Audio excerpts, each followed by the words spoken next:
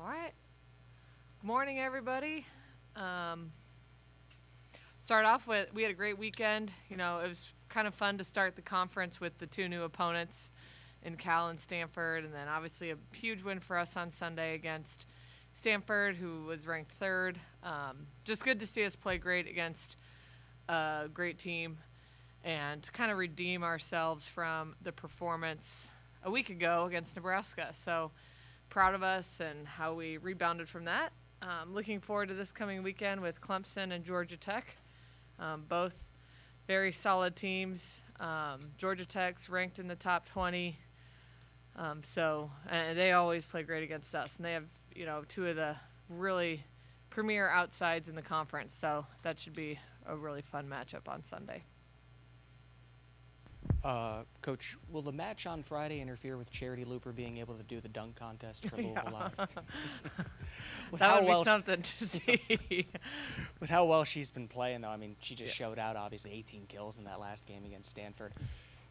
You knew that she was capable of this level of play, but where has that leap kind of come from?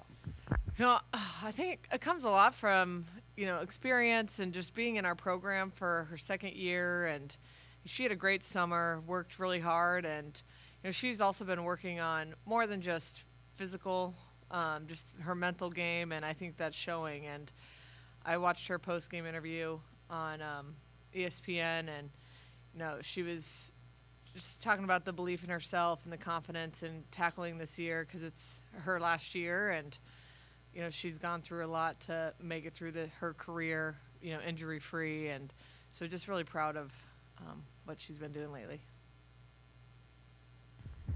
Dani, with your sweep of Stanford, 7 of the top 10 teams in the country have been swept at least once, you twice. Is that indicative of just when you lose the opening set, the momentum that takes over, or is this an indication of parity or inconsistency or what? I think it's, a lot of parity.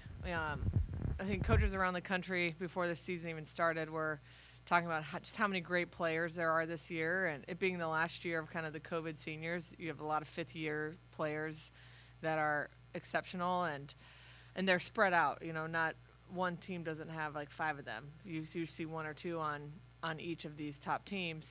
But I think it's also, those players, when they're playing great, it doesn't matter how good you are, it's hard to stop them. And I think when the team starts getting that momentum and they have great players to maintain that, it becomes very difficult to take that momentum back. But the parity across the country is crazy, and a lot of these top 5 matchups have been sweeps, which is very, very interesting. And I think it also is a little bit of an indicator of, some of the growing pain. Some teams returned everybody. Some are using a lot of, new pieces, and there's going to be ups and downs early. And this is also the first year that you've seen this many top matchups early. Normally teams are easing into their season, and this year was, top 5 matchup after top 5 matchup in the non-conference. You mentioned a couple weeks ago about seeing the improvement from week to week, and take the wins and losses out. Are you kind of on the path you want to see as far as what you're improving on? For the most part, I think it's my job to, not be satisfied and to remind our players that, we're capable of so much, but we might not be doing enough to reach that right now. And so that's what we talked about last week is, we need to do more if we want to reach our goals and be better in simple things. So, I think we're improving in areas that are new as far as, running a 6-2 with a freshman setter, and Reese Robbins on the right. She's a new piece. Those are improving at a rapid rate. Now it becomes the details that we have to continue to get better at, and the little things if we want to reach our goals. Dani, was there any main difference or differences between yesterday's match and Nebraska, or did you sense maybe a different mindset going into it all? Yeah, I feel like our mind, it was pretty much a punch in the teeth against Nebraska, and we were disappointed with the way we competed. Not that we lost. Nebraska played great. They're a great team, and they make you play great. But just that we didn't compete very well, and we made a lot of errors, and they weren't like close errors; they were bad errors. So we talked about that a lot this past week, and again worked on the serve and pass game, which has been, I think, holding us back. And we were exceptional in those two areas against Stanford. So that was good to see. It's also nice to not have one of these teams just play out of their minds against us. I think Stanford had a long travel, and then they drove from Notre Dame. I mean, that's hard for them. So we caught them probably at a pretty good time. I wonder if you could elaborate on the serve question. It seems to me, at least in the Nebraska match, that you didn't have a lot of net serves, and you've had more of those with more successful seasons or matches. Was Are you speaking of something other than just targeting a certain player Yeah. with your serve?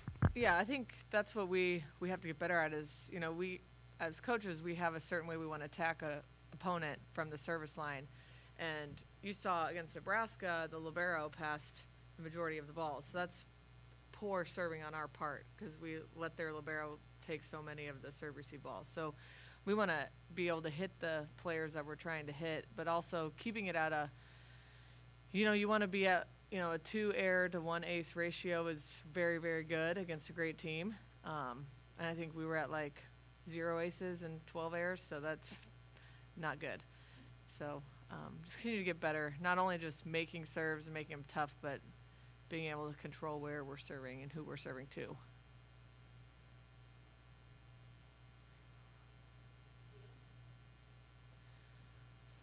All right. Thanks, everybody. Go Cards.